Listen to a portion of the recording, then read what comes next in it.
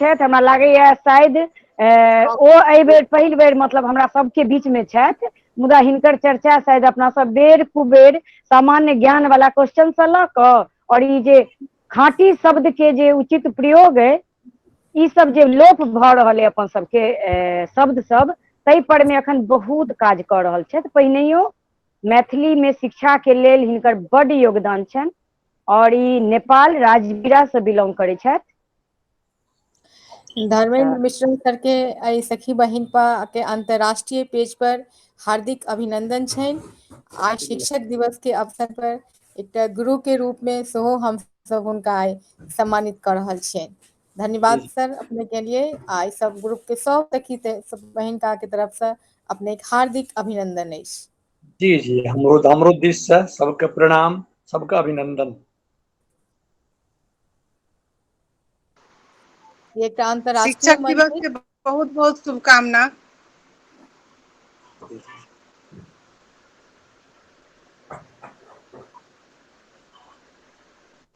शिक्षक दिवस के हम मनोरमा झा बहुत बहुत शुभकामना आ बधाई दै छी। जी जी सब सर जी हम मनोरमा सखी दऽ कहऽ चाहब जे मिथिलाक्षर अंग छै अपन मने भाषा मजबूती और मिथिलाक्षर लिपि सेहो मजबूती संगे संग चलैत रहै और मनोरमा सिद्धिरस्तु संस्था अछि सर एकटा जे सब मिथिलाक्षर सिखायल जाइए और सखी बहिन पर हमसब आबद्ध छी एकटा सहयोगी संस्था के रूप में और हमरा लागैए 500 से हजारो सखी सब मिथिलाक्षर सीख रहल छथि और ओ नेतृत्व हिनकर मनोरमा सखी के नेतृत्व में जे छै से काज भऽ रहल है सर, आ बहुत नीक से भऽ रहल है। तऽ मनोरमा अहाँ स्वागत अहाँके चाहब जे अहाँ दू शब्द आदरणीय देवेंद्र सर के सोझा अपन राखियौ। सर नमस्कार। नमस्कार सर, हम मनोरमा झा, हम मैथन धनबाद में इतना डीवीसी में टीचर छी, इकोनॉमिक्स के टीचर छी आ मैथिली से बहुत प्रेम अछि। एही में अपन पूरा के पूरा समय जे छै जते समय बचैया पूरा के पूरा मने स्कूल के बाद जते समय पूरा एही लेल समर्पित छी पूर्ण रूप से। बहुत सुंदर बहुत सुंदर बहुत सुंदर। काज भऽ रहल छै मिथिलाक्षर तिरहुता के जे काज कऽ रहल छी ई तऽ बिल्कुल जड़ के काज भऽ रहल छै आ एहिमे से लगनाइ जरूरी छै। बहुत बहुत बधाई, धन्यवाद। धन्यवाद सर। जी नाम सर? हम अंकिता सोनी मुंबई से बाजि रहल छी। शिक्षक दिवस के बहुत बहुत शुभकामना अहाँके। हम वाणी झा मिश्रा दिल्ली से बोलै छी, शिक्षक दिवस के बहुत बहुत शुभकामना। जी अपनों के शुभकामना जी।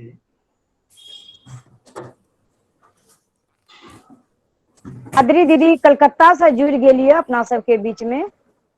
संपा सखी दिल्ली से जुड़लियै, ममता रानी सखी दरभंगा से जुड़ली, नेहा बौआ बनारस से जुड़ल छथि, प्राची सखी अहाँ कतऽ छी अखन? सिंधु दीदी दिल्ली से जुड़ल छथि। हम प्राची झा, प्राची बौआ रामगढ़ झारखंड से दीदी। अच्छा चलू बहुत स्वागत है। और सर सैब्या जुड़ली अखन मुंबई से, और सैब्या सर राजकमल चौधरी जी के नतिन पुतौह छथि। वाह जी खानदानी छथि। हाँ हाँ जी खानदानी जी। सैब्या बेंगलोर से छै, सैब्या बेंगलोर से छै। सॉरी सैब्या सॉरी गे बाबू धोखा से बजा गेलो मुंबई, हमरा पता है सैब्या बेंगलोर से है, सॉरी क्षमा करब। मीरू बौआ जुड़ली है दिल्ली से। हमरा लागैए आब सर एकटा बात और बता दी, सर के तबियत ओतेक ठीक नहीं छलनि, मुदा आग्रह केने रहियनि सर के, कियाकि सर अपन सबके मैथिली भाषा के शब्द सब हेरायल जा रहल है, ओहि पर में बहुत काज केने छथि। प्राथमिक शिक्षा में मैथिली हुआ एहि के लेल बहुत काज केने छथि। सर राजविराज नेपाल से छथि और आब हम सर के कहबनि जे एकर जे छै से सर शुरुआत होय और सब सखी सब अपना सब माइक्रोफोन ऑफ कर ली। धन्यवाद सर, स्वागत। जी जी धन्यवाद मैडम, बहुत बहुत धन्यवाद। हमार आवाज सुना रहल है? जी जी सर, जी स्पष्ट है सर, एकदम स्पष्ट है। जी तो ई समूह जे अपने सबके अछि सखी बहिनपा समूह, आ इस समूह में जुड़ल जतेक गोटे पदाधिकारी लोकनि छी, और हम तो देख रहल छी, जेना सुनै में आयल, देखे में आयल जे भारतवर्ष के बेंगलोर से लऽ कऽ दिल्ली धरि, बनारस से लऽ कऽ पटना धरि, लगभग पूरे भारतवर्ष कहबै जतऽ जतऽ मैथिलानी लोकनि छथिन सब गोटे जुटि गेल छथिन, और संपूर्ण लोकनि के से हम एहि सखी बहिनपा समूह के संपूर्ण व्यक्तित्व लोकनि के हार्दिक प्रणाम करऽ चाहै छी, नमस्कार अभिवादन करऽ चाहै छी। हमरा से छोट जे उमेर में हैब हुनका सबके आशीर्वाद देबऽ चाहै छी, शुभकामना देबऽ चाहै छी। बहुते ई प्रसन्नता के विषय किया छियै ई जे मैथिली पर अखन वर्तमान समय में जे संकट छै अखन, एहन संकट एहिसँ पहिने नहीं छलैया। ई हमरा सबके विश्लेषण अछि। कारण एकर की छै तऽ पहिने से स्कूली शिक्षा में जे बेसी पहुँच लोक के नहीं रहे, तऽ अपन घर में रहे, कोनो आन भाषा के संपर्क नहीं होय, अंग्रेजी या हिंदी, एहि पार में नेपाली, एहि भाषा सबके संपर्क में वो लोक सब नहीं आबे, और अपने मैथिली, अपने भाषा, मातृभाषा टा अपन सब काज में प्रयोग करे। जखन शिक्षा सबके पहुँच भेलै, शिक्षा में सब गोटे जुड़लखिन, बहुत नीक बात छै, शिक्षा में पहुँच ई नीक गप छियै। ओना एकटा प्रसंग में कोनो अहिना कोनो मंच पर से हम जे एना बाजलहुँ तऽ किछु गोटे हमर से उपहास उड़ेलथि जे अहाँ तऽ शिक्षक होइत में शिक्षा विरोधी बात कह रहल छी। तऽ ओ तकर बाद फेर फरियाल गेलै बात, शिक्षा विरोधी बात नहीं छियै। भेलै कि तऽ मैथिली से मात्र घर के भाषा रहि गेलै, चाहे नेपाल दिस हो कि ओहि पार में हो, दक्षिणी मिथिला में हो कि उत्तरी मिथिला में हो, घर के भाषा मात्र मैथिली रह गेलै। स्कूल जखन गेलै लोक तऽ हिंदी, ओहि पार में हिंदी माध्यम, बाद में अंग्रेजी माध्यम, एहि पार में नेपाली माध्यम, अंग्रेजी माध्यम। तऽ ओहि माध्यम से पढ़ला पर भेलै कि तऽ ओहि जखने ओ माध्यम ओ भाषा बनै छै, हमरा नेपाले के बात करी तऽ नेपाली माध्यम से जखन लोग पढ़तै, अंग्रेजी माध्यम से जे पढ़तै लोक, तऽ शब्दों के जे ओकर भंडार बनते, शब्द के जे स्टॉक बनते, से ओ भंडार तऽ बनते वही भाषा के, जे भाषा के ओ माध्यम से पढ़ि रहल छै, जे भाषा में वो पाठ्य पुस्तक सब पढ़ै छै, वह शब्द सब सीखते ओ। तो एहि सीखने से भेलै कि तऽ अपन भाषा के, अपन मातृभाषा के शब्द सबके प्रयोग घटित गेलै, धीरे धीरे प्रयोग घटित गेलै। और प्रयोग जखन कोनो चीज के, कोनो शब्द के नहीं करबै अहाँ, तो धीरे धीरे धीरे धीरे ओ शब्दों विस्मृत होइत जाइत रहे छै, लोक बिसराल, स्वाभाविक गप छै, लोक बिसरा लागल। अखन प्रत्यक्षे देखियो अहाँ, अपना सबके पहिने से काकी, नानी, मौसी, दीदी, ई शब्द सब जे रहे, जैधी कहल जाए, नहीं जाउत कहल जाए, भैंसुर रहे, ई सब जे शब्द सब रहे, ई शब्द सबके अब अंग्रेजी शब्द के प्रयोग, तो अंग्रेजी में तो मौसियों का आंटी, काकियों का आंटी, मामियों का आंटी, आ दीदियों का आंटी, ओकरा अंग्रेजी में तो वर्डे शब्दे नहीं छै, ओकरा शब्द के भंडार कमजोर छै। मैथिली भाषा विश्व के समृद्ध भाषा सब में से एकटा जे कहल जाइ छै, से एकर शब्द भंडार द्वारा। कोनो भाषा के धनिक कखन कहबै अहाँ? जेना लोक धनिक कखन कहाबै छै? जखन कि ओकरा खूब टका पैसा भेल, खूब से घर द्वार निकहा भेल, खूब गाड़ी सब भेल, ओकर गहना जेवर सोना चांदी के जमा केलक, तऽ ओ धनिक कहाबै छै। तऽ भाषा कोनो धनिक कखन कहाबै छै? जखन कि ओकर शब्द के भंडार बहुत रहे छै। मैथिली संसार के हम तऽ अध्ययन विश्लेषण केला पर देखै छी जे सबसे बेसी धनी भाषा में से एक अछि मैथिली। किया एकरा ततेक शब्द के भंडार छे जे इस शब्द के भंडार अलग अलग प्रयोग में अलग अलग शब्द। एकटा उदाहरण दै छी, अपना सबके जे लाठी छे, एकटा लाठी शब्द के अनेक प्रयोग के हिसाब से अनेक नाम छे। लाठी कहे छिए, फराठी कहे छिए, बेंत कहे छिए। शिक्षक लोकनि जे प्रयोग करैत रहथिन पहिने, आब तऽ नहीं होइ छै, करची कहे छिए। हरबा सब जे वह लाठी प्रयोग करैया तऽ ओकरा पेनाठी कहे छिए, पेन कहे छिए। तऽ देखू एकेटा लाठी शब्द के कतेक नाम छै। अंग्रेजी कतेक एहन भाषा छै ओकरा स्टिक छै, बस ओ जतऽ हो हरबा जे प्रयोग करते तकरो स्टिक कहते। शिक्षक जे करची लेके एना के देखेथिन विद्यार्थी के डरेथिन, ओहो स्टिके कहेते। एतऽ धरि अपना सब जे समाठ करै छिए, उखैड़ समाठ, तऽ समाठो के स्टिके कहै छै। कतेक गरीब भाषा छै अंग्रेजी भाषा, कतेक गरीब छै जे ओकरा शब्दे नहीं छै, एकेटा शब्द के अनेक जगह प्रयोग करैया। जेना केओ गरीब आदमी छै तऽ एकेटा कुर्ता के ओ बाजारो गेल तऽ वह कुर्ता पहिरलक, आ कतौ पहुनाई गेल तऽ वह कुर्ता पहिरलक। लेकिन जे धनिक रहे छै तो अलग अलग अलग अलग ड्रेस रहे छै। पहुनाई जाय के अलग ड्रेस, समधियौर जाय के अलग कपड़ा, अलग कुर्ता, कतौ गेले भोज भात खाय ले तऽ अलग कुर्ता, घर में पहिरे के अलग कुर्ता। ई धनिक आदमी के जे समृद्ध छै। तऽ मैथिली भाषा समृद्ध किया छै जे ई एकरा सबटा अलग अलग अलग प्रयोग के वास्ते अलग अलग शब्द भेटै छै। अंग्रेजी देखू, आके से बेटा के जे बेटा है तकरो ओ ग्रैंड सने कहत, आ बेटी के जे बेटा छै तकरो ग्रैंड सन कहत। आब कतेक समस्या छै, अब ग्रैंड सन कहलकै तऽ श्रोता के तऽ समस्या रहिए गेलै ने, जे कोन ग्रैंड सन, ओ नाइत वाला आ कि पोता वाला। अपना सबके देखू नाइत छै, पोता नेपालियो भाषा में छै, नेपाली में नाती कहै छै। अब नाती मतलब पोतो पोतो भेलै नाती, आ नाइत सेहो भेलै नाती, दुनू एके रंग नाती। दादा दादा छै तऽ ओकरो हजूर बुआ, आ ससुर छै तकरो हजूर बुआ, आ ससुरो भेलै हजूर बुआ नेपाली में। लेकिन मैथिली भाषा कतेक समृद्ध छै जे ओकर ससुर के अलग शब्द, बाबू के वास्ते अलग शब्द, पोता के वास्ते अलग शब्द, नाइत के वास्ते, नातिन के वास्ते, सबके अलग अलग अलग अलग एकर सूची जे बनेने छियै हम अपन जानैत। अच्छे ओहिमे सूची देखबै तऽ आश्चर्य लागत जे एकेटा संबंध, एकटा अपना मात्र परिवार के वास्ते से सैकड़ों शब्द छै।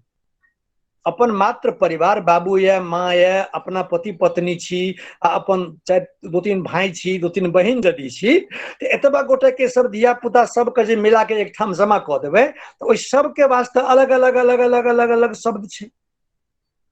लेकिन ओ हरा रहल छै। ओ के छथि अहाँके तऽ कहते कजन छथि। आब लिअ कजन, अब कजन एहन शब्द छै COUSIN, आब कजन मतलब मामा के बेटा छै सेहो कजन, आ मामा के बेटी छै सेहो कजन, अहाँके काका के बेटा ये सेहो कजन, आ काका के बेटी ये सेहो कजन। इवन वो एतऽ तक जे ओ स्त्रीलिंग पुल्लिंग दुनू में कजन। अरे कतेक भ्रमात्मक छै अपना सबके जे कजन के प्रयोग करै छियै तऽ लोक के कतेक ज्यादा असुविधा होइ छै बुझै में कि के छियै कजन, कजन माने की, कोन कजन। तऽ एहि सब द्वारा से अपन मैथिली भाषा के समृद्ध भाषा कहल गेल छै। और ई जे एकर भाषा के शब्द सब जे लोप भऽ रहल छै, ये अंग्रेजी के कारण से, ओहि पार में हिंदी कारण से, एहि पार में नेपाली कारण से। नेपाली सीखू, खूब मन से सीखू, अंग्रेजी सीखू, हिंदी सीखू, फ्रेंच सीखू, जर्मन सीखू, बंगला सीखू। भाषा तो जतेक सीखी ओतेक बड़का विद्वान। लेकिन अपन भाषा के यदि शब्द सबके सहेज के नहीं राखबै, अपन भाषा के शब्द के संरक्षित क के, ई लास्ट जेनरेशन छियै। अपने सब गोटे सहभागी जते गोटे छी हमरा सुनि रहल छी, तऽ अपना सब अंतिम पीढ़ी छियै एकर रक्षा के दायित्व करे वाला, सावधान भऽ जाओ। यदि हम अहाँ एकरा संरक्षण ओहि शब्द सबके नहीं कर सकलिए और अपना बच्चा सब में, अपना आवे वाला पीढ़ी में एकरा स्थानांतरित नहीं कर सकलिए, ट्रांसफर नहीं कर सकलिए, तो बहुत बड़का क्षति होय वाला अछि। ई सबटा शब्द समाप्त होए वाला है। अगला जनरेशन का अगला पीढ़ी का किछ नहीं पता लागते कि की शब्द छिए। पूछियो त अहाँ अपना बच्चा का गांती ककरा कहै छै? कते गोटे के अपना सबके बुझल है गांती, कते गोटे के बुझल है पैताबा। सॉक्स कहै छिए, मौजा कहै छिए, पैताबा कते गोटे बुझने छिए। संगीत हमरा बुझल है जी सर, गाती हमरा बुझल है सर। हाँ बुझल है। जी सर, हमरो से हाँ सर बुझल है। हमरो से बांधने छी गाती। गाती अहाँ अपना बच्चा में गांती बांधने छी? बच्चा में तो नहीं, गाय सबके जो बांधल जाय छै से गाती भेलै ना। जी चलू एकदम सही बात छै। आब अपना सब तो त्या कहलो अंतिम जनरेशन, अपना सब जते गोटे अखन अपना सब जते गोटे अपना सब अखन एमे से कने म्यूट राखल जेतै, फिर प्रश्न के समय में कहल जेतै। म्यूट राखबै त फसगस नहीं हैत। हमर कहे के अपना सब धैर्य अखन तक जीवै छै, अपना सब जे जनरेशन में छै तै तक जीवै छै। और अपना सबके बहुत बड़का चुनौती की है जे एकरा यदि अपना बच्चा में स्थानांतरित नहीं कऽ दै छियै, ट्रांसफर नहीं कऽ दै छियै, ई सबटा लोप भऽ जायत। और ई एकटा बहुत बड़का हत्या जे कहै छै, हत्या के पाप, ब्रह्म हत्या, कोन कोन हत्या सब छै ने, ई शब्द हत्या, भाषा हत्या के पाप अपना सबके लागे वाला है। एहि दुआरे से एकरा संरक्षित कए के रखनाइ बहुत जरूरी छै। और एहि संबंध में अखन तत्काल हम एतेक आग्रह करब, जतेक जुड़ल छी एहिमे आ जे नहियो जुड़ल छथिन लेकिन अपना सभक संपर्क में छथिन, जेना अखन जे केओ जुड़ल छियै आ हुनका संपर्क में केओ हेतै, हुनको सबके ई बात अलगो में गपशप में जे गपशप करै छियै, संवाद पारस्परिक होइ छै, ई की कयल जाय, एकटा डायरी निकाल के राख के अलग से एकरा से एकटा कैटेगोराइज करना, वर्गीकरण करना। हम अपन शिक्षण जीवन में अपना सबके कनि अनुभव कही, अपन शिक्षण जीवन में से पूर्णकालीन भाषा प्रशिक्षक के रूप में नेपाल में शैक्षिक तालीम केंद्र होइ छै, एजुकेशनल ट्रेनिंग सेंटर, तो ओहिमे से पूर्णकालीन भाषा प्रशिक्षक में 3 साल धरि अंतिम में रिटायरमेंट के समय में ओते रही।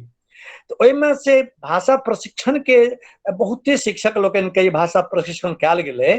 तो ओहिमे एकटा से सत्रे रहे भाषा लोप कहि के, भाषा लोप। तो भाषा लोप वाला जे सत्र रहे, एहिमे हम सब प्रयोगात्मक अभ्यास कराबिए, 4टा 5टा समूह बना दिए।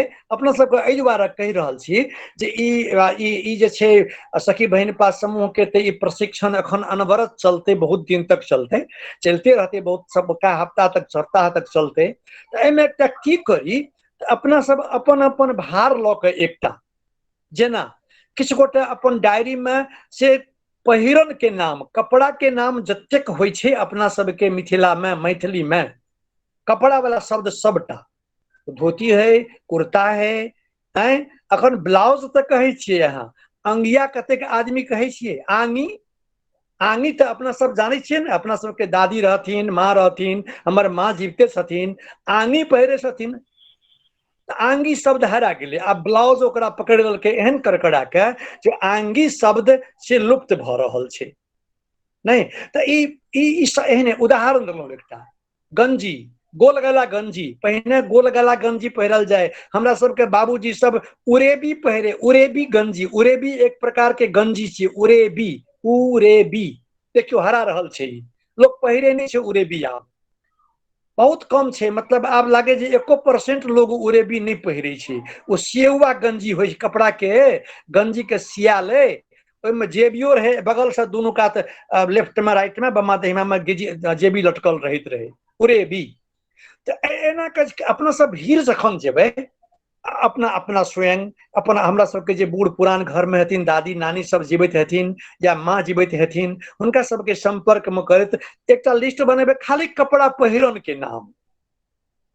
किछु गोटे भार लऽ लेबै कि हमरा से भोजन से संबंधित, खान पीन के संगे संबंधित जतेक शब्द छै, खान पीन वाला जते व्यंजन सब बनै छै, रेसिपी जे विभिन्न तरहक होइ छै, मेनू सब, अदौड़ी, दनौड़ी, नहीं मुरौड़ी, कोन कोन चीज के कतेक होइ छै, चिकनौरी, हमरा सबके जे अपना सबके जे होइए, ई शब्द सब हरा रहल छै, प्रयोगो हरा रहल छै और शब्दो हरा रहल छै। एकदम भोजन के संगे संबंधित जतेक शब्द होइ छै, ई सबके संकलन करे के छै। पहिने सबसे पहिल काज ई सखी बहिन के ई जे प्रशिक्षण कार्यक्रम छै, तो एहिमे हमर आग्रह है हिनकर जे एडमिन छथिन, मुख्य व्यक्ति या अपने सब गोटा से अपन अपन भार लऽ ली, वस्त्र के नाम के लिस्ट बनाब, एकदम ताकब स्थिर से, तुरंते नहीं भेटे छै, एके दिन में 1 घंटा में नहीं भेटत।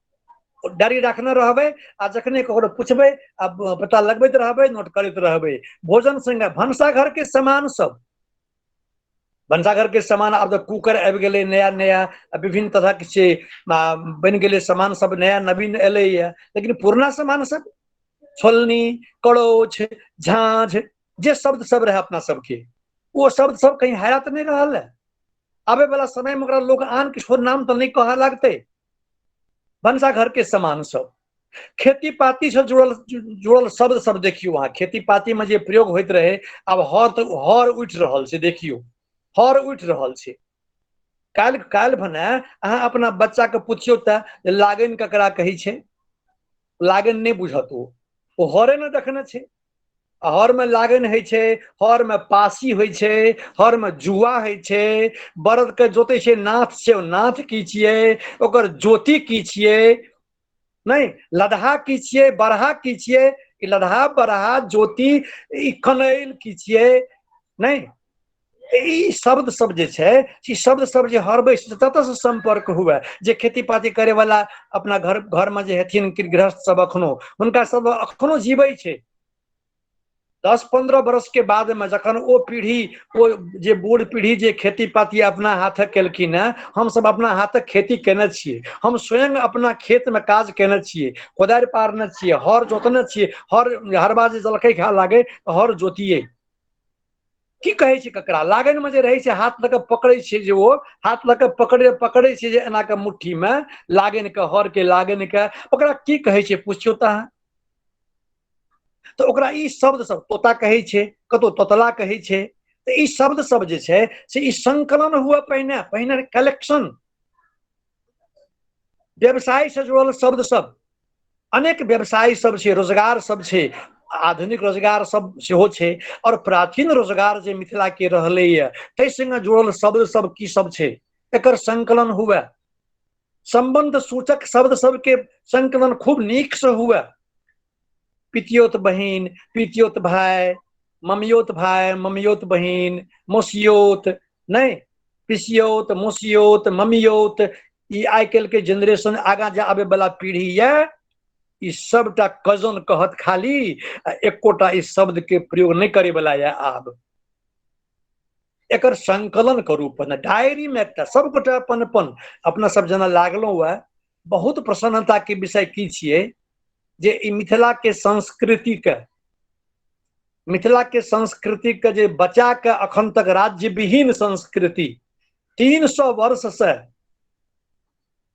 से राज्य विहीन छै मिथिला, ओकरा राज्य नहीं छै, ओकरा केओ शासक नहीं छै, राज्य के संरक्षण नहीं छै मिथिला के। नेपालो में 300 वर्ष और भारत वर्षों में 300-400 वर्ष से मिथिला जे छै, दरभंगा महाराज के जन अंत तक छलखिन, ताबत तक तो छलै भारत में, लेकिन बस सीमित क्षेत्र में रहे। तो ई लेकिन मिथिला संस्कृति जे बचल छै, मिथिला के पाबनि तिहार जे बचल छै, मैथिली भाषा जे बचल छै, मैथिली के गीत सब जे बचल छै, विद्यापति के गीत के बड़ व्याख्यान करे छै ने लोग, तो विद्यापति के गीत जे बचल छै मात्र महिला मिथिलानी के द्वारा।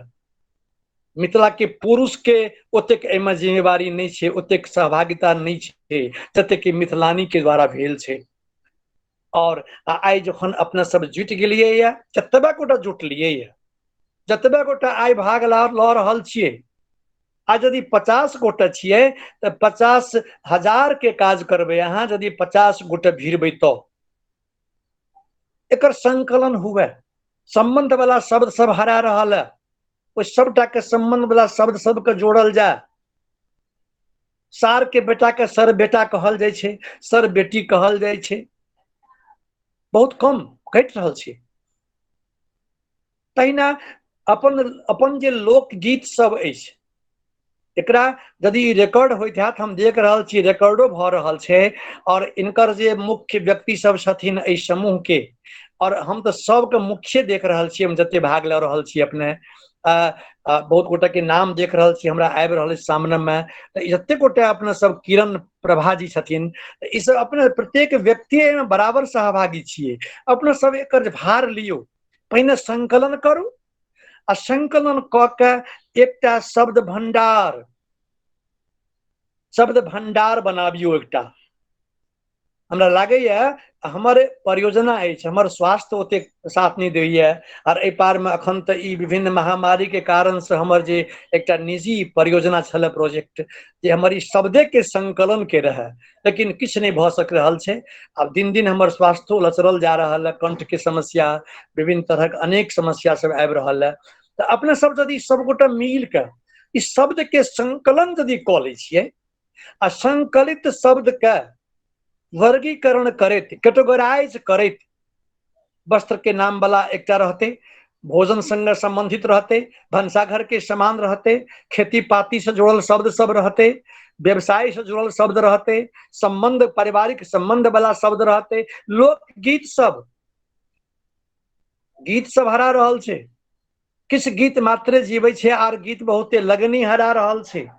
अब लगनी किया नहीं हरेते, लगनी गाल जाइत रहे जांत पिसैत काल आ ढेकी कुटैत काल। अब ढेकी जखन हरा गेले, जांत जखन हरा गेले, तो लगनी हरेते ना, लगनी गेते कखन, कतऽ लोक। सोहर हरा रहल छे, समदाउन, बटगवनी, तिरहुत, खेलौना, योग, उचिति, कते गीत सबके जे प्रकार छे, संसार के कोनो संस्कृति में एतेक प्रकार के गीत संगीत नहीं भेटत, हमरा सबके तो नहीं भेटल है। एतेक अध्ययन कला के बाद जे हर अवसर के बच्चा जन्मले तहिया से लैके आ बूढ़ भाग भ के जे मरते, मरियो काल तक के उदासी गीत, मरे काल में सेहो भजन कीर्तन करैत आ कीर्तनिया सब उदासी गाबैया, गाबित चल जा रहल है, वो सब निर्गुण गाबि रहल है। ई गीत के परंपरा मिथिला छोड़ के अंत कतऽ छै? ई सबटा गीत सबके नाम आ ओ गीत कोन अवसर में गायल जाइ छै से ई सबटा यदि अहाँ संकलित कऽ लेबै, घर आंगन के काज सब होइ छै, घर में कते काज, बाहर की छै, बाढ़नि पुछियो ने, अखुनका जेनरेशन के आबे वाला जेनरेशन जे अहाँ के नाति पोता हैत, या अपना बेटे बेटी यदि छोट हैत तो पूछियो बाढ़नि ककरा कहै छै, तो ओ बाढ़नि नहीं बुझत, ओ बाढ़नि शब्द नहीं बुझत, बहारनाइ नहीं बुझत, निपनाइ नहीं बुझते, घर के छछारनाइ ककरा कहै छै से नहीं बुझते, एक लेब करनाइ, दो लेब करनाइ ककरा कहै छै पूछियो त। हरा रहल है, अपना सब अखन जान रहल छियै, हम सब एमे सौभाग्यशाली छी, और सौभाग्यशालिये ने बड़का दायित्व हमरा सबके ये। एकरा अखन यदि संकलित नहीं कऽ लेबै, इस समय में संकलित नहीं कऽ लेबै, तऽ भविष्य में जाके जखन लोप भऽ जायत, तऽ आबे वाला जे पीढ़ी छै से जखन सुनते बुझते जे हमर भाषा में बहुत शब्द रहे, ओ ताकते कतौ ओकरा भेटते नहीं, तऽ खूब मोने मन सरापत अपना सबके, गारो पड़ि सकैया। बेईमान छल हमर पुरखा सब, पूर्वज सब, और ई काज कऽ के अहाँ राखि दियौ, अहाँ के बहुत आशीर्वाद देत, बहुत अहाँ के प्रति आदर देखात हमरा अहाँ के प्रति, कि वाह धन्यवाद हमर पूर्वज के जे हमर शब्द के बचा के राखलक। प्रयोग नहीं छै तऽ नहीं छै।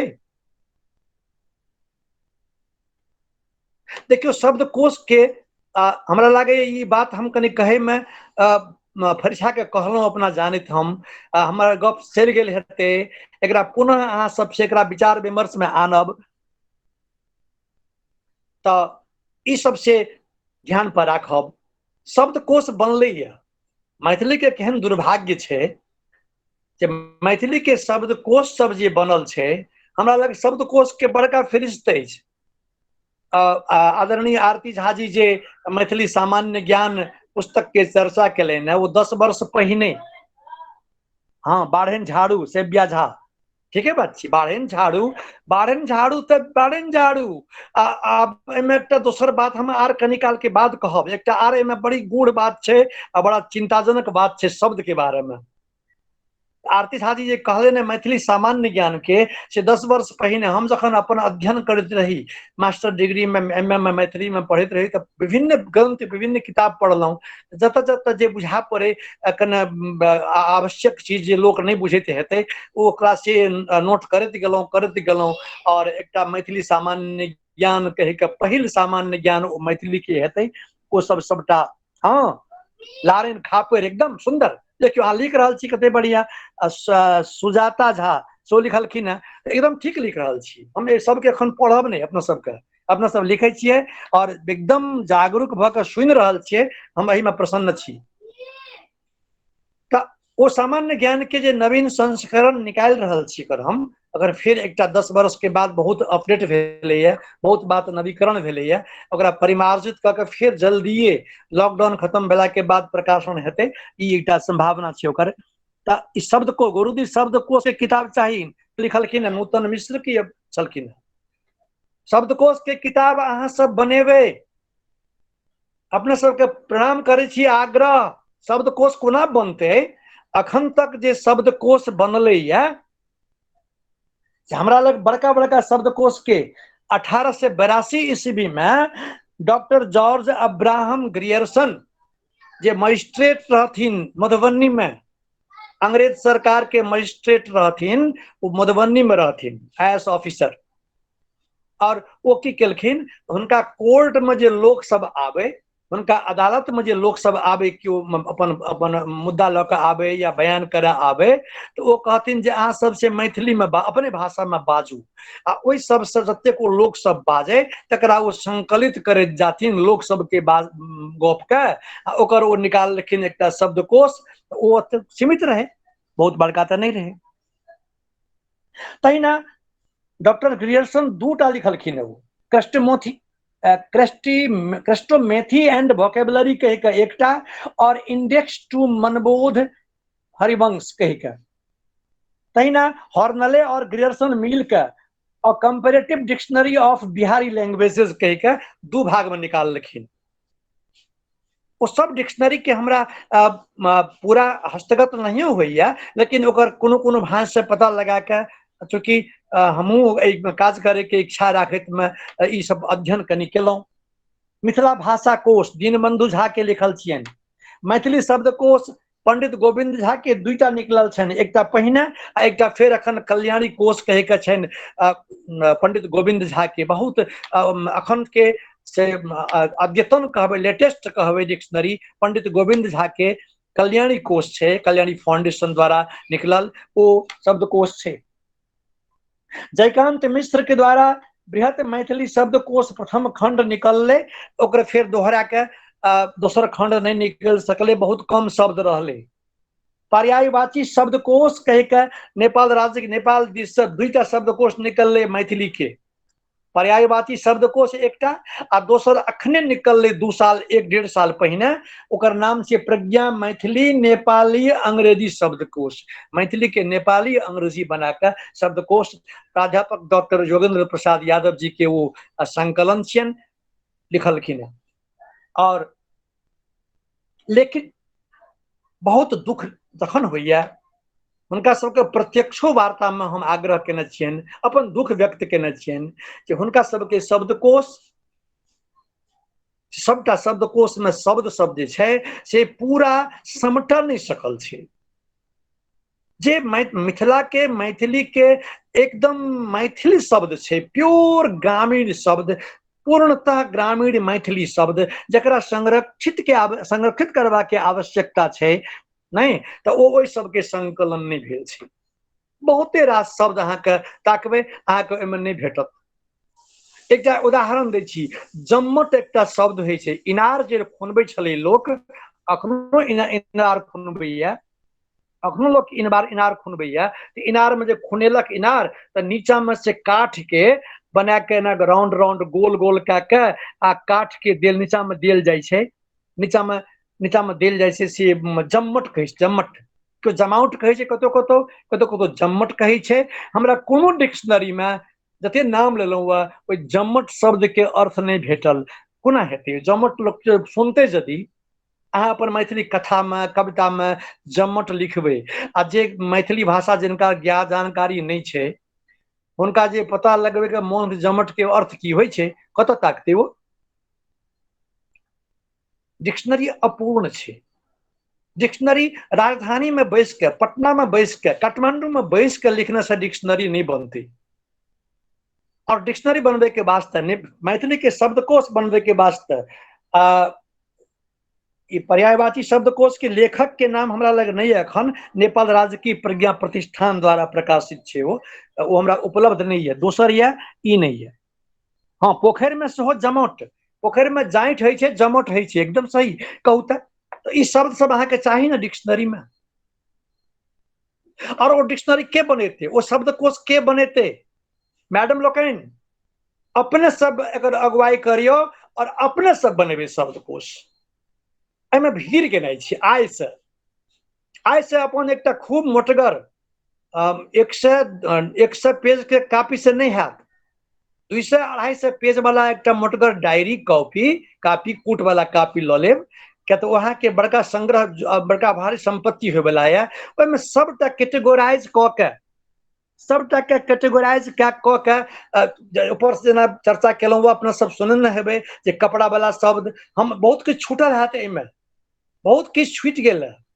भनसा घर के एगोटा बड़ा बढ़िया मैडम लिखलखिन खापेर लारैन, कहू खापेर बुझते अहाँ के पोता अहाँ के पोती खापेर कहबे तो नहीं बुझते, वो ताबा बुझते लेकिन अहाँ के खापेर नहीं बुझते। वो खापेर अहाँ के हरा गेल ना।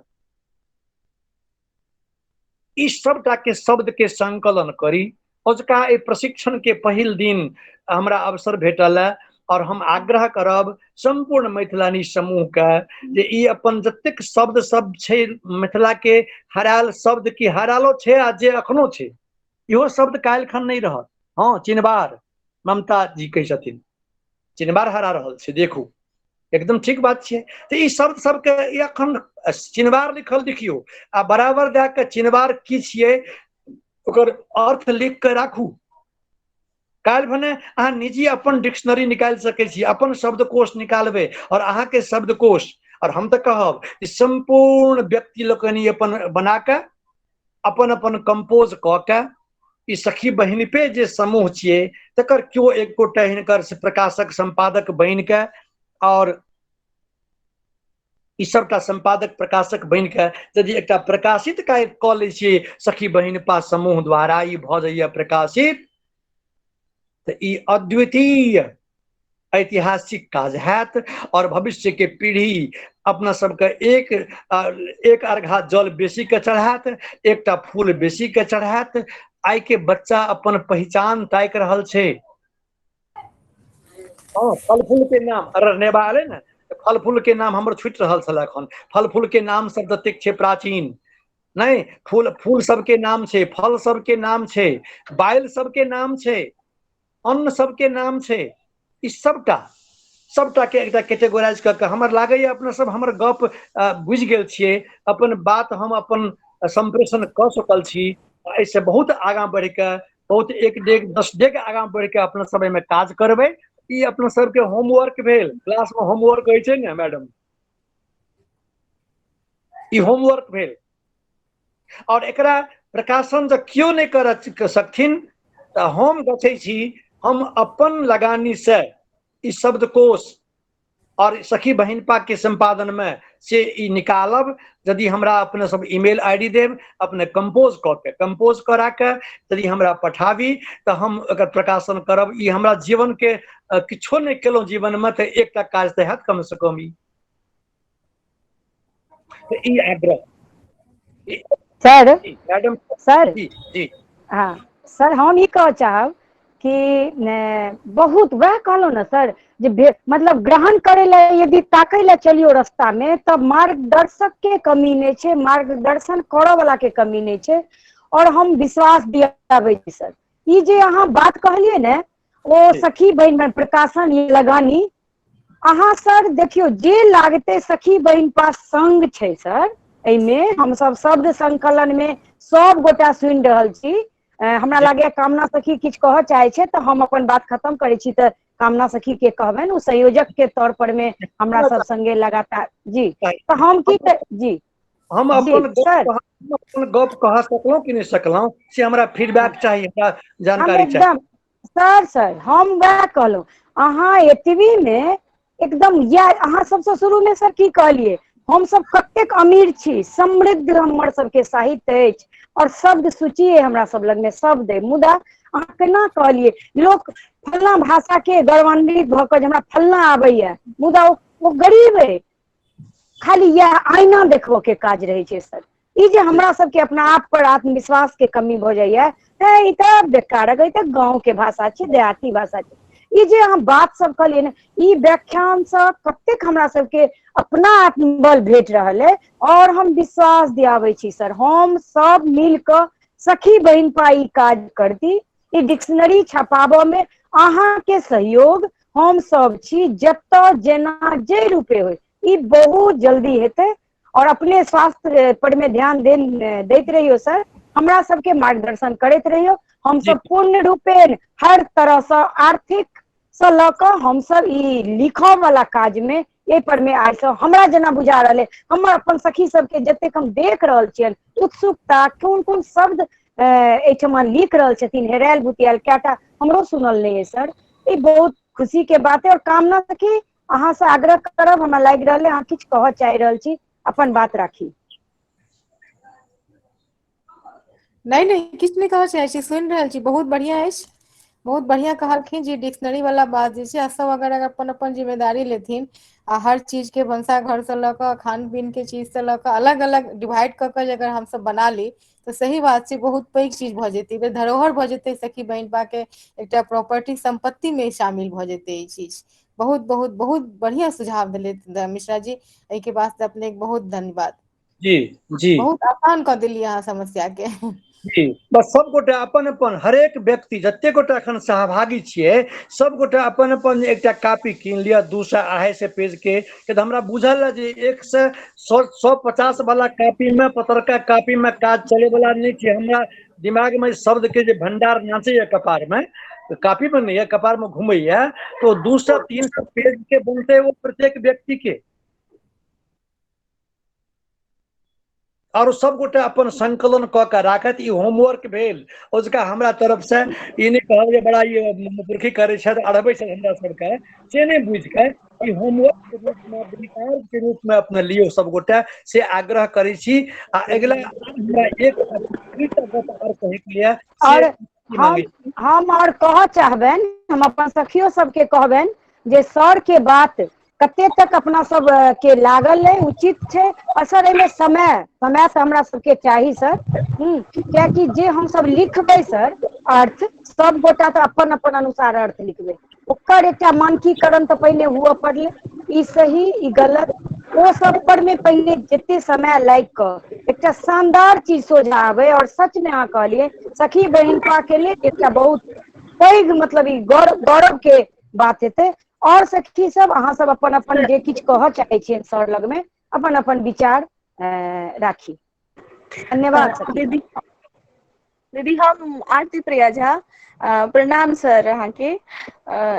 सर हम जखन 4 साल के रहौं तऽ हम रेल यात्रा करैत रहौं बाबा धाम जाइत रहौं तऽ ओहिमे एगोटा बड़ नीक गप कहलखिन जे बहुत रास भाषा छै लेकिन हमरा लगैया अपन सब जतेक शब्द से समृद्ध छी एतेक शायद कोनो भाषा हेतै। भनसा घर ले सौंसे शब्द छै, भनसा घर में स्लैब होइ छै लेकिन ई चिन्बार आ तक्खा ई जी शायद दोसर भाषा में एहन नहीं हेतै। सौंसे मने कोनो फल काँच होइ छै आ पाकल होइ छै लेकिन अपना ओतऽ लताम डमहाइ छै आम बोनाइ छै थुर्री होइ छै तऽ ई अपना ओतऽ ठीके कहलियै आ ई हमरा तहिये से मोन छले करे के एहि पर केना काज भऽ सकै छै से एकटा दिशा जी निर्देश के आवश्यकता रहै। सर जी बहुत धन्यवाद अहाँके हमरा सबके जी जे भऽ पायत हमसब करब आब एकटा काज।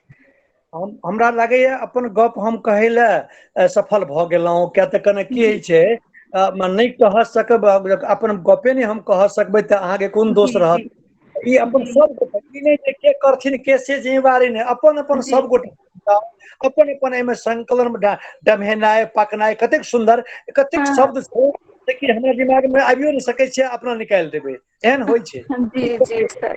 और आरती जी के जे एकटा जी सर, एक शब्द हमू कहब, हमर दाई कहे एक दिन कहल के बुआ के धमिया नेने आ, तो जी हम पूछे धमिया की होय छै दाई, तो कहल के कि हाँ आई हम बजेलू तो तू नहीं बतेले, तो सासुर जेबे तो सौस को तो धमिया नेने आ तो की अनबी, तहन हमर पापा ओते ठाड़ रहथिन तो कहलखिन तू समझाबी ना धमिया के मतलब की होय छै। एकदम एकदम चिंगेरा के कहै छै एकदम। देखिए कतेक सुंदर बात। आज एतय कहलहुँ ने जे अपना सब अंतिम जनरेशन छियै मैडम। जी सर। ओकर बाद भऽ गेलै, हम अहाँ जे एकरा नहीं राख लेलिए बच्चा के, तकर बाद अगला जनरेशन में अहाँ के की दशा हाथ छै बुझ लियौ, शब्द के की दशा हाथ खत्म भऽ गेल। जी सर जी। ऐतिहासिक हिस्टोरिकल जिम्मेवारी अपना सबके छै, एहिमे आगाँ बढ़ियौ। और देखै छी एतेक एनर्जेटिक एतेक प्रतिभावान अपना सब छियै जे ई तऽ एहन बड़का हम भविष्य देखै छी एकर। एहिमे एकटा बात हम आर जोड़ब, एक रत्ती रुकू अहाँ सब। एकर एकटा पक्ष की छै, एकटा एकर दोसर पक्ष की छै जे मैथिली भाषा के अखन से मैथिली भाषा एहन भाषा छियै जकर कि बहुते डायलेक्ट सब छै। ध्यान देबै सबगोटे मैडम, खूब नीक से ध्यान देबै गप के। एकरा कागज में पॉइंट बना के नोट कऽ के सेहो राखि सकै छी, जे कोनो कोनो बात गंभीर बात है बाद में बिसरे के संभावना वाला बात हमहूँ नोट केने छी। हम अहाँ लग जे बाजि रहल छी से हमरा लग 3टा 2टा 3टा 4टा 4 कापी सब लिखल अछि, हमरा नोट केने छी। हमरा की कहे के छै, नोट करक चाही, नहीं तऽ बिसरै छै लोग। अपन मैथिली भाषा के जतेक बेसी डायलेक्ट छै, डायलेक्ट मतलब बोली छै एकर भाषिका, ओतेक बहुत कम भाषा के छै। हमरा सबके गुरुतुल्य छथिन प्राध्यापक डॉक्टर रामावतार यादव, भाषा वैज्ञानिक छथिन, नेपाल में रहै छथिन। पहिने से कुलपति उपकुलपति बनल रहथिन पूर्वांचल यूनिवर्सिटी के। मुल्क हुनकर किताब छै, हुनकर लिखल मैथिली के व्याकरण अंग्रेजी में लिखल छै, रेफरेंस ग्रामर ऑफ मैथिली। और वो जर्मनी में पढ़ाई हुई छै यूनिवर्सिटी में, बहुत पैघ विद्वान। हुनकर कथन छै जे मैथिली विविधता के स्वर्ग छी। मैथिली जकाँ भाषा संसार के बहुत कम भाषा हेतै जाहिमे कि एतेक विविधता छै, एतेक डायलेक्ट के विभिन्नता छै। तो अपना सब जे शब्द के संग्रह करऽ लागबै, तो शब्द के संग्रह करैत काल कनिए की एक रत्ती हमर आग्रह है, परम विनीत आग्रह है, बहुत विनम्र आग्रह है। क्या तो हम जड़ में देख रहल छियै जे मैथिली भाषा के तोड़े के प्रयास बहुत ज्यादा भऽ रहल छै। ओहि पार में हमरा ओते ठीक से बुझल नहीं है, लेकिन नेपाल दिस मैथिली भाषा के से जनसांख्यिक रूप से घटबे के हिसाबे की कहल जाय छै जे ई ते ब्राह्मण के भाषा छियो, ई ते कायस्थ के भाषा छियो, तो आन आन जाति के ते मैथिली नहीं छियै। ई ते अपना सब कहाँ बाजै छियै ओना शुद्ध। आदरणीय आरती जी जे मानकता के बात केलखिन, हम ओहि से जोड़े छी बात। अपना सबके मानकता के चक्कर में अखन बेसी नहीं पड़े के छै। अपना सब की करऽ पड़तै, तो अगल बगल में जे गैर ब्राह्मण सब छथिन, ब्राह्मण और काष्ठ के छोड़ के यादव, मंडल, धानुक, चमार, दुसाध जे और जाति यदि संपर्क में आके अगला अड़ोस पड़ोस में या कोनो मित्र मंडली में यदि कियो ये या अखनो कियो एहन भाग लऽ रहल छियै, तो एहिमे की करऽ पड़त अहाँके, ओ शब्द के भंडार बनबैत काल से ओहू चीज के ध्यान राखऽ पड़त। जेना एकटा उदाहरण दै छी हम, अपना सब जे तरकारी बनबै छियै हाँसू, तरकारी के जे तरकारी जाहिमे काटै छियै आ पैर राखलहुँ ओहि पर, अक्सर देखै छियै हमरा माँ सब छथिन, हमारा घर के लोग सब, दूटा हमरा घर में दूटा, एकटा से मतलब लहसुन प्याज काटे वाला अलगे, हम लहसुन प्याज सब नहीं खाइ छी तो हमरा सबके अलगे। तो ओ पैर ऊपर राखि के आ तरकारी एना एना काटलक। ओ तरकारी काटे वाला हाँसू के क्यों हाँसू कहै छै, क्यों फांसुल कहै छै। फांसुल, फांसुलो शुद्धे मैथिली भेलै, हाँसू सेहो शुद्ध भेलै। एकरा ई ने कहबै जे ई भांसू छियै ओ फांसुल कहलकै तो गलती भ गेलै क्यों बैठी कहै छै हम तो बैठी सुनलिए हम थाउर सबके बस्ती में रहिए तो ओकरा कहे बैठी हाँसू के तो ई शब्द के संकलन करैत काल अपना सब कतेक कर सकबे एमे से बुझल नहीं है हमरा अपना सबके संपर्क में कतेक ओहन छथिन व्यक्ति सब हाँसू का लिखलखिन हाँसू कहै छियै ठीक छै हाँसू तो हम सब कहै छियै हम सब हाँसुए कहै छियै लेकिन फांसुलो कहै छै कियो आ बैठी कहै छै कियो बैठा कहै छै कियो यदि से नजर में आबैया कियो यदि अगल बगल के ओहन तरह जे कियो आबैया कि जे से ओहि तरह के भाषा ओहि तरह के शब्द के प्रयोग हमरा ना प्यास लगल है हम कभी बेसी पानी पी लेलिए तो हमरा उल्टी जका मन बोला ले जखने हम बाथरूम में गए तखने हमरा उल्टी भए गेल। अच्छा ठीक छै हम देखबे कनी अभी नहीं तो आबि की सब समस्या कहलक क्षमा चाहै छी तो एहिमे से ई ताके सकब जते ताके सकब से करब हमर ई प्रोजेक्ट छै हमर तो ई लॉकडाउन जे नहीं भेल रहिते एखन हमर भ्रमण जतेक अपन नेपाल के झापा जिला से ल के कम से कम वीरगंज तक के प्रत्येक जिला में 10-10 गोटा के से बैसा के सब समुदाय के लोग के बैसा के एक लिस्टिंग क के ल जाए के योजना छै हमर और हम जकरा कहै छियै हाँसू तो ओकरा वो की कहै छै हम जकरा कहै छियै से सठि गेलै जेना कोनो चीज घर में अहाँ के हमरा घर में चाउर छै सठि गेलै तो क्यों कहै छै निघटि गेलै तो सठि गेलै आ निघटि गेलै दुनू मैथिली छियै दुनू में कोनो ई नहीं छै जे ओ अशुद्ध भेलै आ ई मानक भेलै ओहो मैथिलीये छियै तो ई पर्यायवाची के इहो कने ध्यान रख के कनी एक्स्ट्रा बात ई कहलहुँ हुआ अपने के कतेक संभव हैत हमरा नहीं बुझल है कतेक हाँ निघटि गेल एकदम हम सब निघटि गेल सप्तरी जिला में राजविराज के क्षेत्र में निघटि गेल शब्द नहीं छै हमर पुतोह छथिन जनकपुर के हुनका सबके निघटि गेल कहै छथिन तो अब निघटि गेल वो ठीके छै वो गलती नहीं भेलै वो तो ई पर्यायवाची शब्द बनबे काल में से ई शब्द सबके जे औरो डायलेक्ट औरो जातीय समुदाय हम खोल के जाइतो के नाम ला सकै छी ब्राह्मण के छोड़ के काष्ठ के छोड़ के औरो जाति के लोग सब जे मैथिली बादी छथिन और उनका सबके द्वारा एकेटा शब्द के जे आन कोनो नाम ओकर ओ सब बादी छथिन ओकरा एक्सेप्ट करबे स्वीकार करबे और ओ डिक्शनरी ओ जे तकर बाद जे शब्दकोश अहाँ के बनत तो ओ शब्दकोश तो ओ तकर बाद तो ओकर तुलने ने संसार में पहिल शब्दकोश उहा बनते जे हम अखन कहलहुँ हुआ और ई अंतिम चरण के बाद छै पहिने अपन फर्स्ट होमवर्क देलहुँ से काल जो सब गोटे तकर बाद सेकेंड में ओहि शब्दकोश के लेके गाम गाम घुमनाई रहते एमे मैथिलानी सबके सहयोग चाहिए हमहू सब एमे से युवक सबके प्रयोग करब हमरा सबके पास में काफी युवा शक्ति अछि से युवा शक्ति ब्राह्मण की इतर यादव समुदाय के लोग सब आन समुदाय के लोग सब अछि ओहि सबके ल के गामे गामे घूम के ओकर पर्यायवाची शब्द की होइ छै घर पर चढ़े वाला चार पर चढ़े वाला सीढ़ी होइ छै काठ के बनबै छी हम सब बांस के बनबै छी घर में गाम में राजविराजो में राखै छी चढ़े ले बांस के ओकरा क्यों कहै छै पैठी क्यों कहै छै सीढ़ी और कोनो नाम छै कि ओकर इहो एकटा संकलन हेबाक चाहिए ऐसे की हैत त मैथिली के प्रति संपूर्ण मैथिली भाषी के आत्मीयता बढ़ते ओ ई त हमरे मैथिली छी अखन जे बाजै छथिन मैथिली आ ओकरा की कहल जाइ छै हुनका सबके जे तोहर मैथिली कहाँ छियो तोहर त बज्जिका भाषा छियो तोहर त मगही भाषा छियो ओहि पार के हमरा दक्षिणी मिथिला के बात नहीं बुझल है उत्तरी मिथिला में काफी खेल चल रहल छै जे भाषा के मैथिली भाषा के जनगणना में कमजोर अवस्था आबो मैथिली बजनहार सबके कान में भरल जा रहल छै मैथिली के कमजोर करे ला ओकरा चीरे के छै ओहि षड्यंत्र के तोड़े के छै हमरा की तोड़े के छै तो एकटा ओ जे हमर शब्दकोश बनते तो एमे से सबटा ओकर डायलेक्ट लिखल रहते सीढ़ी लिखल रहते बराबर जाके पैठी लिखल रहते बराबर जाके औरो कोनो नाम छै कोनो मिथिला में सेहो लिखल रहते बराबर जाके फेर कोनो नाम सेहो लिखल रहते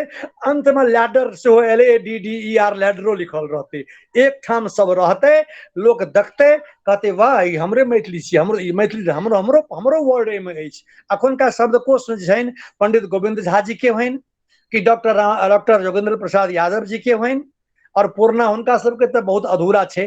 तो इस एकोटा शब्दकोश में से ई डायलेक्ट के समावेश नहीं कैल गेल छे और अहू कारण से लोक सबके मैथिली के प्रति आत्मीयता घट रहल छे, मैथिली हमर छी से भावना घट रहल छे।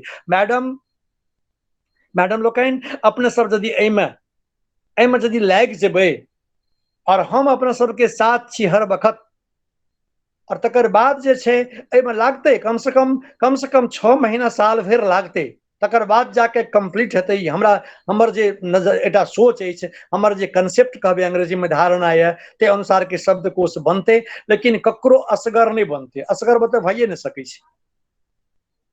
कियो चाहे छथिन असगर हम शब्दकोश बना लेब काठमांडू में बैस के, दिल्ली में बैस के, हाँ कैंचा कहलखिन ना, पैसा के कैंचा कहल जाय छै, ढौआ कहल जाय छै, टका कहल जाय छै, पैसा कहल जाय छै। ई सबटा शब्द अहाँ रहबाक चाही ने एकठाम।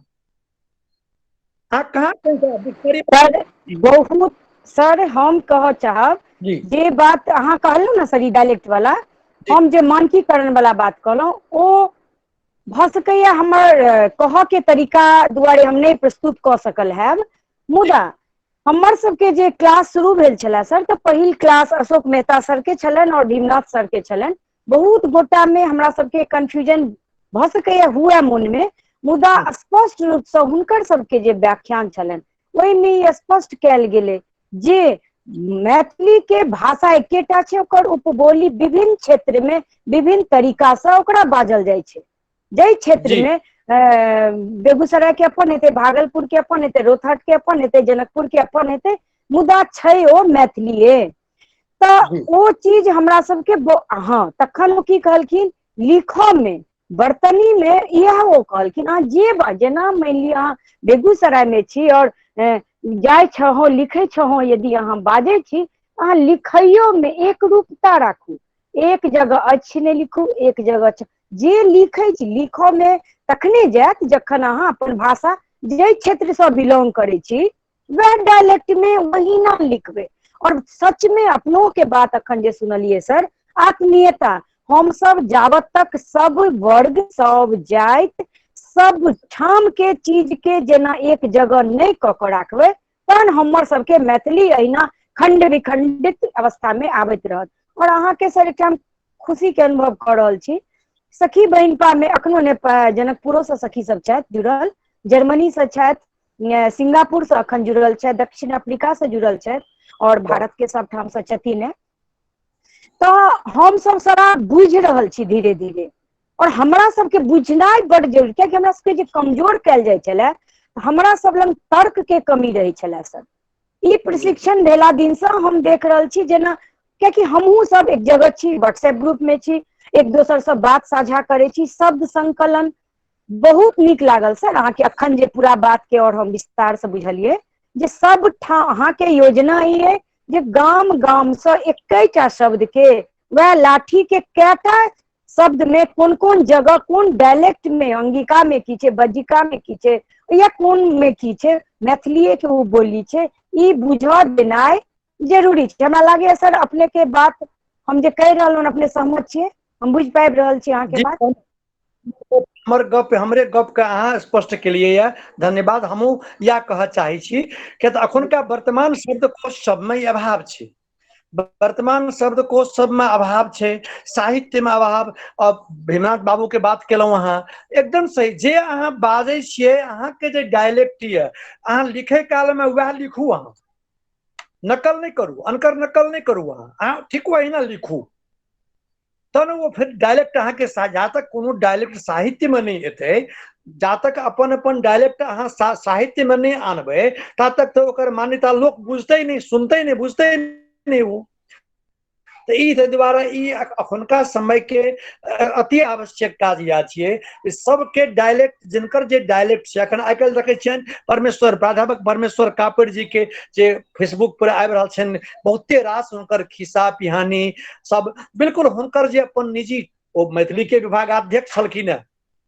नेपाल सरकार के त्रिभुवन यूनिवर्सिटी के केंद्रीय विभाग अध्यक्ष लोग छलखिन हैं, हुनका क्यों कहते किछो मैथिली बारे में से संभव नहीं छै, लेकिन हुनकर जे अपन गाम के हुनका अपन गाम के जे डायलेक्ट छै तैमे ओ लिख रहल छथिन आ पूरा स्वीकृति भेट रहल छै बड़े बड़े विद्वान द्वारा, हम सब प्रशंसा कह रहल छियन। त वो परमेश्वर कापड़ जी के डायलेक्ट तो हुनके लिखा पड़ते ना, वो देवेंद्र जी मिश्र वो नहीं लिख, देवेंद्र जी जी मिश्र के जे देवेंद्र मिश्र लिखते, आरती झा जी के जे डायलेक्ट छै ना आरती झा लिखथिन, जिनकर जे डायलेक्ट अपन छै हुनकर बोली से वो अपने में लिखोत, जहिना बाजै छथिन तहिना लिखोत, बस और बस। ई समावेशी केनाइ सर ने ई बहुत हमरा मन की कही सर, आ अजुका सब माने जतेक व्याख्यान हमरा सबके सुनै ले भेट रहल है, हर से एकटा अलग अलग कॉन्फिडेंस हमरा सब में आबि रहल है। अजुका अहाँ के व्याख्यान से ई हमरा सबके बुझा गेल, वास्तव में हमरा सबके ई आत्मीयता, हम सब तोड़े वाला काज करे छी, हम शुद्ध अशुद्ध के खेला में कमजोर पड़े छी, जगह जगह के खेला में, और वो सब जखन इग्नोर अपना आप के उपेक्षित फील करे छथिन तखन हमर सबके बाहरी आक्रमण जे या जनप्रतिनिधि हो या XYZ जे होइ छै वही कमजोर चीज पर में वार करे छै और हम सब टुकड़ा टुकड़ा होइ छी। तो हम कहे छी जी हम सर एहि अभियान में आगू अहाँ के मार्गदर्शन केना की करबा छै, ओना आइ के लेल तो हमर सखी सब अपन अपन कागज कलम निकालथिन, अपन माने ओ जे सुनै छथिन हुनकर जे भाषा छै, हुनकर जे गाम के डायलेक्ट छै ताहि अनुसार हुनका जे जे शब्द फुरेलन भ सकैया वह अहाँ जेना कहलिए जे आब लोग सच्चे सर सब्जी दाल सब्जी चावल शादी ससुराल मतलब हल्दी मतलब एतेक बेसी ओ प्रभावकारी भ गेलै है, और ओहि ला प्रयोग पर में जीवे छै भाषा सच में।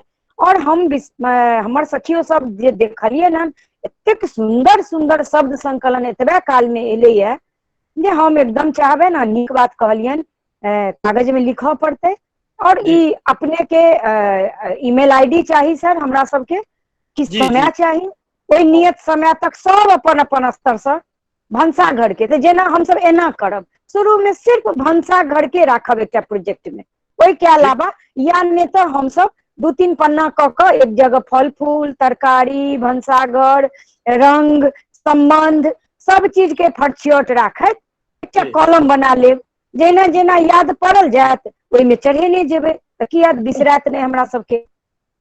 तो ई हाँ तो ई सब चीज हम सब करबे सर, और हम सब संकलन क और ये जे योजना है में हम सब संग छी सर, और होई सर बढ़िया बहुत नीक एकर संवाद जेते। और अपन सखी सबके हम कहबे जे जिनका और किछ सर के कहबाक छन या पुछबाक छन या अजुका व्याख्यान में जत जे लागलन वो अपन अपन बात राखे। स्वागत है सखी सब जे अपन बात राखे चाहे छी, अपन छोट परिचय देत अपन बात राखी। धन्यवाद। सर हम रीता झा दुबई से, नमस्कार। दुबई से बहुत सुंदर जी सर, अपने तो आई मतलब ई शब्दकोश के जे बारे में कहलिए ये से मतलब एगो जे होइ छै की कहल जाय, मतलब हम सब तो कतेक शब्द नहीं जानै छी, बिल्कुल बिसरि चुकल छी, कनी मनी देखलियन सखी सब लिखै छलथि तो देख देख के याद आबि जाय छल जे हाँ ई शब्द हम सुनने छी। तो मतलब अमृत घोल देलिए या आई के जे व्याख्यान छै ओहिमे अपने के अमृत घोल देलिए या। हम सब पूरा कोशिश करब सब सखी मिलके, जे आरती सखी जेना कहलखिन जे सब एक एक चीज पर अहाँ लिखियो आ जे याद होइ छै से लिखैत जइयो, तो हम सब पूरा अहाँ सबके मतलब अहाँ अपने सहयोग दियो, हम सब पूरा एहिमे कोशिश करबै करे के सर। जी धन्यवाद धन्यवाद मैडम जी नमस्कार। और क्यों? नमस्कार सर, हम मुंबई से बाजि रहल छी कंचन कंठ। हम विगत जी प्रणाम, विगत 20 साल से हम मुंबई में छी, तो एतऽ हम मराठियो में वो सब शब्द देखे छियै जे मैथिली में छै, जेना पाहुन। आज हाँ पाहुन छै, चढ़ू अगर उतरू नक्का, मने चढ़ू या उतरू नहीं, चलत्या बस मध्ये चढ़ू अगर उतरू नक्का, ने चलैत बस में अहाँ चढ़ू या उतरू नहीं, ई तो हमर सबके शब्द अछि। लघवी महेश एतऽ कहल जाइ छै। तऽ हमरा ई होइया कि ई केना भेलै, कतऽ मुंबई छै, कतऽ मिथिला छै, आ एतेक शब्द मिलै छै। फेर हमसब जेना सीधा पल्ला पढ़लहुँ तऽ लोक टोकि दैया कि अहाँ गुजराती छी की। नहीं, गुजराती तो नहीं छी। चाहे अपना में बात केलहुँ तऽ एकटा मॉल में एक गोटा टोकि देलथि कि आप गुजराती हो।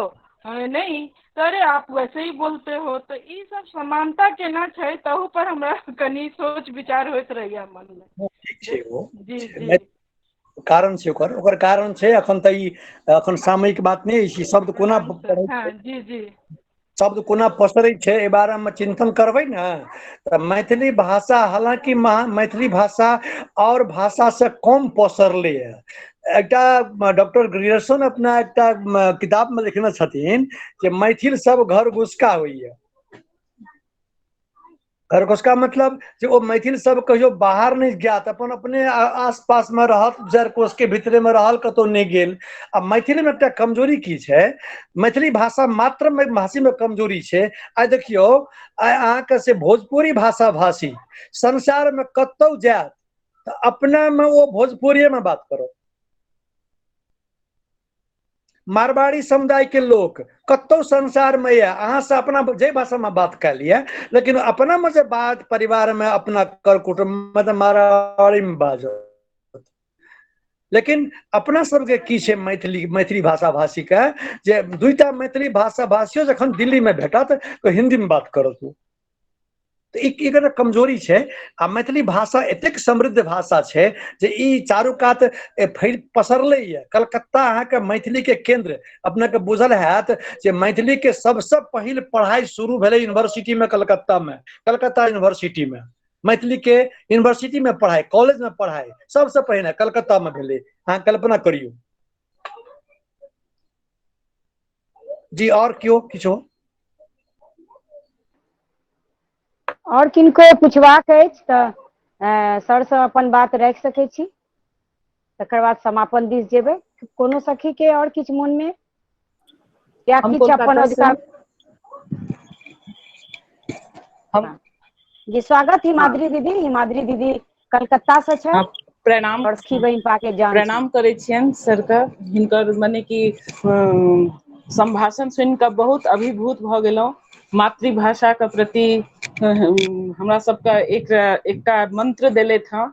आ हम चाहै छी जे हम सब सखी बहिनपा मिलकऽ हुनकर ई मंत्र के जरूर सशक्तिकरण कऽ कऽ हमसब अपन भाषा के समृद्ध करै लेल प्रतिबद्ध छी। और जरूर ई काज हेबे करतै। हमर सबके नेत्री छथि आरती जी, तऽ आरती और सब जते सखी छी हमसब अहाँके निर्देश और अहाँके ई जे मंत्र छी, मंत्र देलहुँ हँ से हमसब गाँठ बान्हि लै छी। और जल्द से जल्द हमसब एहिमे कमर कसि लै छी जे जल्द से जल्द ई पोथी तैयार हुए।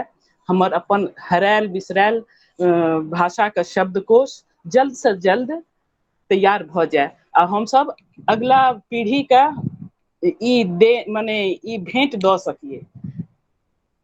प्रणाम करै छी। चलू सर, कमेंट में हम देख रहल छियनि सखी सब अपन जे छै से बहुत उद्गार देली हन। ओजुका जे ई अपने के व्याख्यान छलै सर, हमरा लागे कहलहुँ ने सर, नित्य नया हमसब अपना में हमरा हिम्मत आबि रहल है। नीलम सखी किछु कहऽ चाहे छियनि? हाँ सखी जी कहियौ। सर प्रणाम सर। हम जनकपुर धाम से ई 15-16 साल पहिले हमरा घर में हमर श्रीमान हमरा बेटी के कहलखिन कनिक से तीमन नेने आ। सुनाइ छै सखी? सखी जी सुना जी रहल यै? जी आबि रहल अछि सखी, आवाज आबि रहल जी। तीमन नेने आ। ओ हमर बेटी भरि घर, हमरा ओहि दिन हम नहि रही घर में, भरि घर ताकि कऽ आ ओ कानऽ लगलै। जब छै नहिये घर में, पप्पा मंगै छथिन, हमरा बाथरूम में गेल पूछऽ लए माँ पप्पा तीमन मंगै छथुन। आब ओहि दिनसँ से हमरा सबके तहिया कनि मोन में आयल जे मतलब कते शब्द मतलब हेरा एहन भऽ गेलै जे बच्चा सब ने सोहारी बुझै छै, ने तीमन बुझै छै, आ ओकर पप्पा ओहन बाजि रहल छथिन। तहिना ओहि दिनसँ कनि कनि कम अथी घरमे मैथिलीवला भाषा सबके हमसब व्यवहार में लाबऽ लगलहुँ। तहिना जे आइ जे अपने जे शब्दकोश के अथी केलियै तऽ आर लगै छै सही में हम सब जे चाही यदि हम सब सखी मिल कर हम सब बहुत शब्द के संकलन कर सकै छी से आइ बुझायल है। जी बहुत बहुत धन्यवाद अपने के जे अपने जे हम सब बिसरल छलहुँ ताहि के मोन पारलहुँ ताहि के लेल धन्यवाद। हाँ धन्यवाद नीलम सखी। और सर विदा होय से पहिने बहुत सखी सब अपन अपन बहुत बात सब देलखिन हन योजका व्याख्यान से हुनका सबके कतेक की फायदा।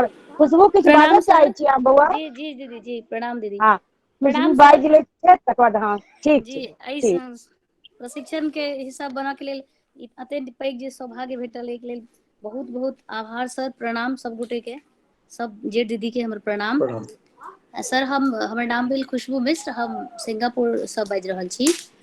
और हम सिंगापुर एहिठाम वाह। जी सर एहिठाम देखै छियनि जे बहुत रास सब ठाम के लोक छथिन हर स्टेट के, मराठी छथिन, पंजाबी, बंगाली, अपन सभक मैथिल, तऽ सभ गोटेके हम देखै छियनि जे आपसमे जखन कतहु मिलै छथिन संवाद होइ छनि तऽ अपन अपन भाषा ओसभ एकदम फ्रेंकली बजै छथिन।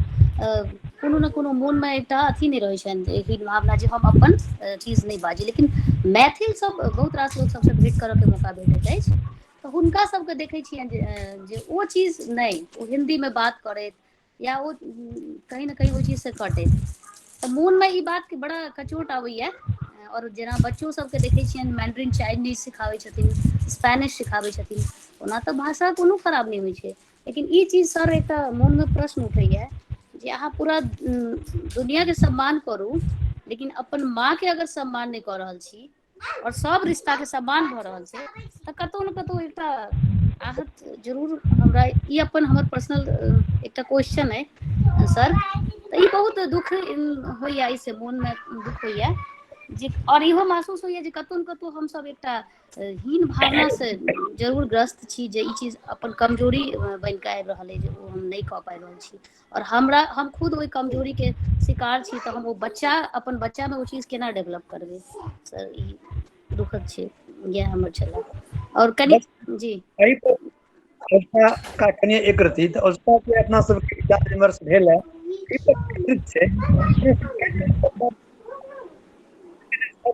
कतेक हमरा अहाँके अपनो बिसरा रहल ने अपनो धीरे धीरे धीरे आब देखियौ हमरे हम अपन रोजी रोटी जे छलै से अंग्रेजी शिक्षक के छलै आ जकर बाद मैथिली के जखन कोर्स बनलै नेपाल में तऽ मैथिली हम एक्स्ट्रा घंटी अतिरिक्त घंटी लऽ कऽ 10-11 बरस तक SLC तक के मैथिली पढ़ा के विद्यार्थी सबके पास भेलै सबटा। तब मुख्य रूप से अंग्रेजी के टीचर भेला के कारण तऽ हमरो सबके तऽ इएह दशा छै ने। बहुत एहिमे हेतै कि एहिसँ अपना सबके एकटा शब्द जे हम बिसरायल छियै अहाँके मोन हैत, अहाँ जे बिसरल हेबै से हमरा मोन हेतै तऽ सबटा के एक ठाम जे कलेक्शन करबै तब जे निकलतै एकटा समष्टिगत आ ओकर पर्यायवाची रहतै तऽ ओ तऽ एकटा धरोहर बनि जेतै ने भविष्य के वास्ते। ई एकटा या हमर मुख्य कथन ई छल। जी सर ओ बहुत नीक बात सर कहलियै और जतेक व्याख्यान भऽ रहल छै वएह हमरा सबके वएह बात कहलियनि। खुशबू सुनि रहल हेती जे बस अपना सबके अपना पर आत्मबल आनबाक काज, ककरो बदलबाक काज नहीं है।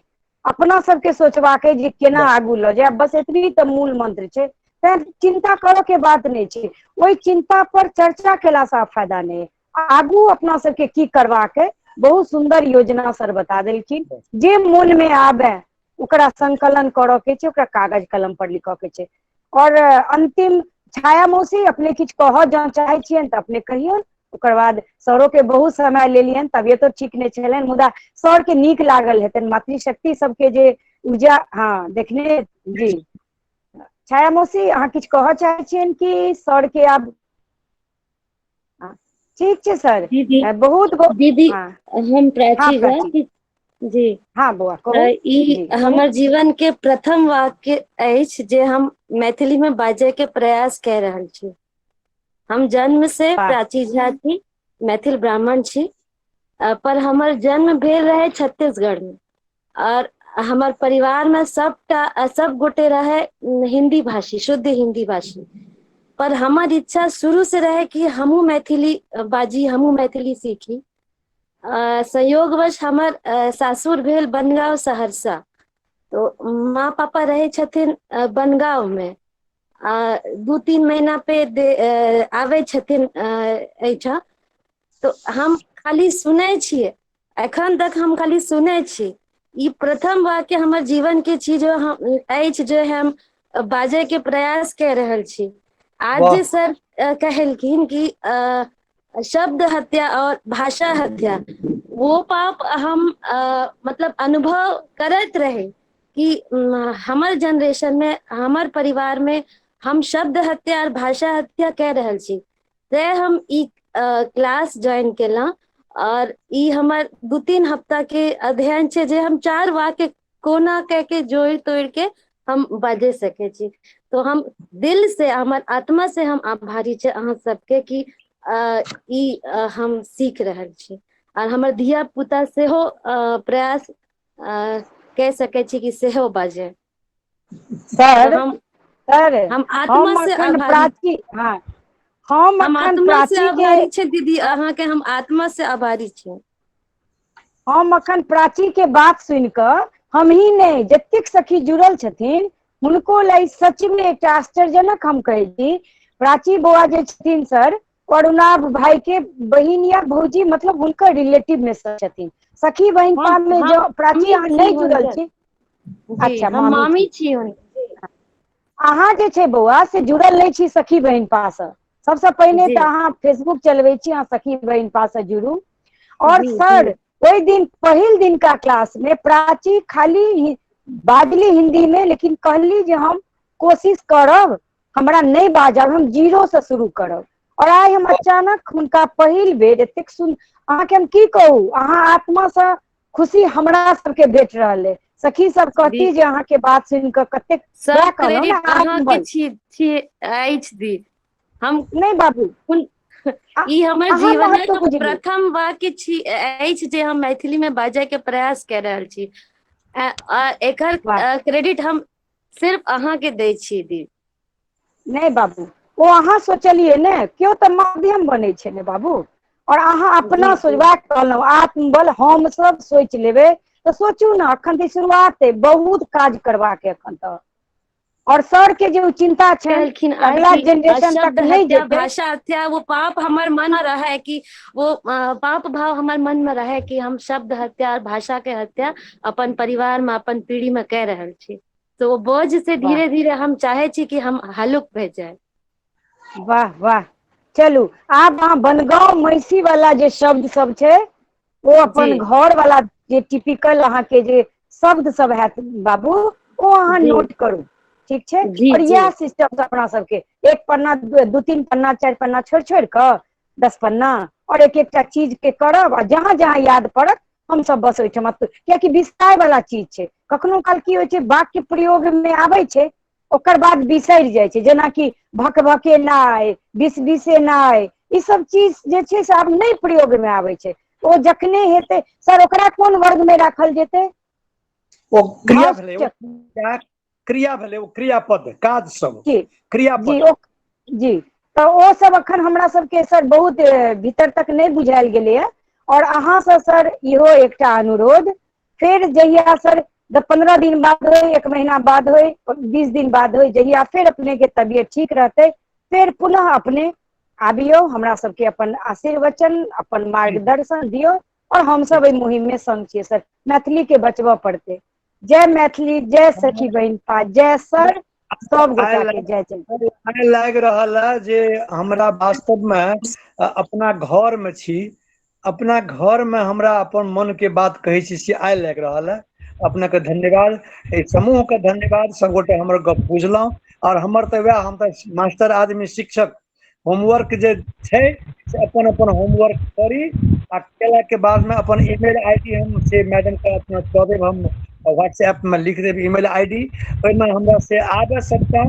तकर बाद एहिमे जे एकटा आर बात छै जे तहिना शब्द जे छै तकरा तहिना लिखनाइ, जहिना बाजै छी तहिना लिखनाइ, से कोनो आन दिन फेर हेतै, आन जी दिन। जी जी जी, जी, ठीक छै अखन सर, प्रणाम सीधे सर। नहीं करी, जी अखन सीधे 1 मिनट सर, कतेक जी सर कतेक दिन के बाद एकटा नियत डेट समय जे रहतै ने, तऽ हमरा लागैए फेर ओकर बाद हम सब ओहिमे और बढ़बैत जेबै। हमरा लगे 15 दिन के हम सब समय मांगी। बस हमरा मुंह के बात कहलिए, हम 15 दिन हमहूँ कहै लए चाहै छलहुँ। 15 दिन के हम कापी आए वो अखन तऽ साँझ भऽ गेलै है, काल्हि भने एकटा कापी सब गोटा किनथिन, आब 10 पन्ना छोड़ि के कैटेगोराइज कए लेथिन। आ जेना कहलिए ने विषय नहीं, भकभके नहीं, दुखे नहीं, क्रिया सब छियै, धर्म सब छियै, क्रिया सब, इहो सब जी ओ सब जरूरी छै सर। तकर बाद और हम सब जे छै से ओकरा मूर्त रूप देबै। धन्यवाद सब सखी सहित हमर सर के, आदरणीय सर के बहुत बहुत धन्यवाद सर।